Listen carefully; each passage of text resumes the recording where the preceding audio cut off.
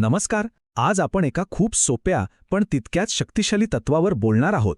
एक असं तत्व जे सांगतं की सतत चालत राहिल्याने म्हणजेच अविरत प्रयत्न करत राहिल्याने आपलं नशीब कसं उजळू शकतं.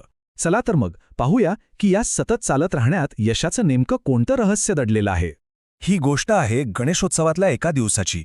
प्रचंड गर्दी, गोंगाट, धांदल आणि मी त्या गर्दीतून घरी जायची वाट शोधत होतो.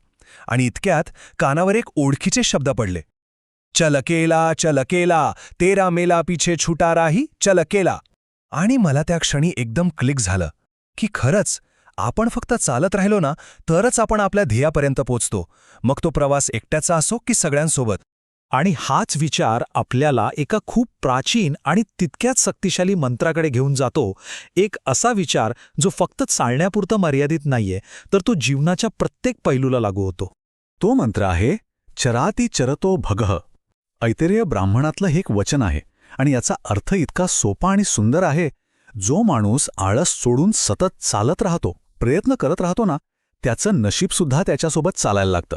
म्हणजे बघा, जो बसून राहिला त्याचं नशीबही बसून राहतं, पण जो चालतो त्याचं भाग्य उजळतं. कमाल आहे ना. आणि हाच विचार आपल्याला थेट भगवद्गीतेतील कर्मयोगाच्या सिद्धांताशी जोडतो. भगवान श्रीकृष्णांनी अर्जुनाला नेमकं हेच तर सांगितलं होतं की तुझं काम फक्त कर्म करणं आहे, फळाची अपेक्षा करू नकोस.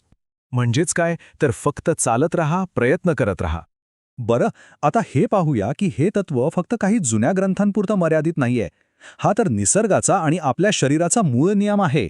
जरा विचार करा, एका डोंगराच्या कड्यावरून उडी घेणारा एक लहानसा झरा, तो कोणाचीही वाट बघत नाही, धाडसाने आपला प्रवास सुरू करतो. आणि सतत पुढे वाहत राहिल्यामुळेच तो छोटासा झरा हळूहळू एका मोठ्या जीवनदायी नदीचं रूप घेतो. आजूबाजूच्या गावांना सुजलाम सुफलाम करतो आणि अनेकांची तहान भागवतो.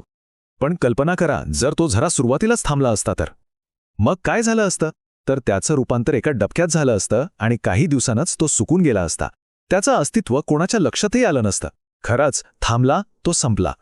आणि हेच गतीचं तत्व आपल्याला निसर्गाच्या प्रत्येक कणात दिसतं. वाहणारा वारा तो नुसता वाहत नाही, तो जीवन घेऊन येतो. फिरणारी पृथ्वी ती फक्त दिवसरात्र नाही तर संपूर्ण जीवनचक्र घडवते. विचार करा, ही गती थांबली तर सगळं अस्तित्वच थांबून जाईल. चला, निसर्गाच्या या महान उदाहरणांवरून आता आपण आपल्या शरीरावर होणाऱ्या चालण्याच्या प्रत्यक्ष आणि वैज्ञानिक फायद्यांकडे वळूया.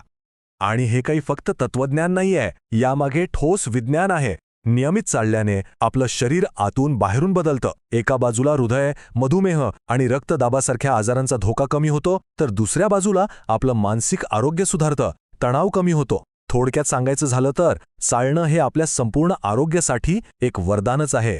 अच्छा, आणि याचबद्दल बोलताना हा एक आकडा नेहमीच समोर येतो, 10,000. हो बरोबर, 10,000 पावलं. ही कल्पना कुठून आली माहितीये? तर गोष्ट आहे 1960च्या दशकातली, जपानमधली.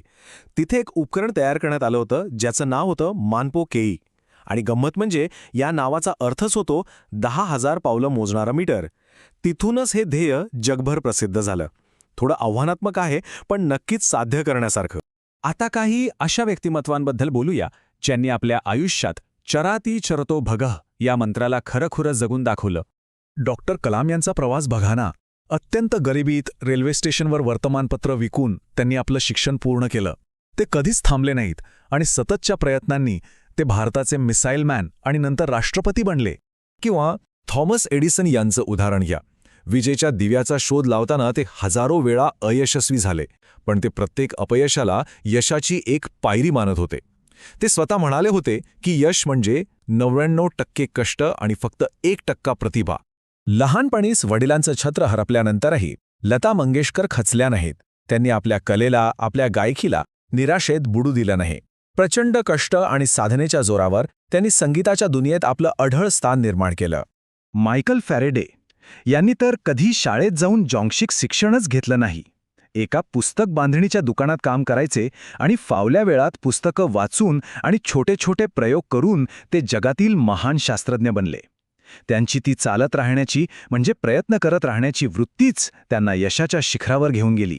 आणि आपल्या संत ज्ञानेश्वर माऊलींचं उदाहरण तर आपल्या डोळ्यासमोर आहेच. समाजाने त्यांना आणि त्यांच्या भावंडांना वाळीत टाकलं, पण ते थांबले नाहीत. त्यांनी समाजासाठी ज्ञानेश्वरीच्या रूपाने ज्ञानाचा अथांग सागर खुला केला. आता शेवटी एका बोधकथेकडे वळूया. ही कथा आपल्याला हे सांगते की निष्क्रियतेची आणि न ओळखलेल्या संधीची किंमत काय असू शकते.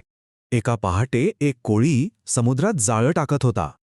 प्रत्येक वेळी त्याच्या जाळ्यात माशांऐवजी काहीतरी दगड यायचे. तो वैतागून ते दगड परत समुद्रात फेकून द्यायचा.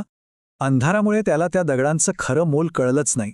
सूर्योदयाच्या वेळी जेव्हा शेवटचा दगड त्याच्या हातात होता तेव्हा प्रकाशात तो चमकला आणि तेव्हा त्याला कळलं तो दगड नव्हता, तो एक मौल्यवान हिरा होता. तोपर्यंत अज्ञानाने त्याने बाकीचे सगळे हिरे समुद्रात फेकून दिले होते. अनेकदा आपल्या प्रयत्नांचंही असंच होतं. त्यांचं खरं मोल कळण्याआधीच आपण ते सोडून देतो. आणि म्हणूनच स्वामी विवेकानंदांचा हा संदेश खूप महत्वाचा आहे. उठा, जागे व्हा आणि ध्येय गाठेपर्यंत थांबू नका. सतत प्रयत्न करत राहणं हेच तर जीवनाचं सार आहे. तर मग आता एक विचार करूया की आपण आपल्या आयुष्यात कुठे थांबलो आहोत आणि कुठून पुन्हा चालायला सुरुवात करायची आहे. कारण एक गोष्ट लक्षात ठेवायला हवी, जो चालतो त्याचंच भाग्य उजळतं. तुमची वाटचाल कुठे सुरू आहे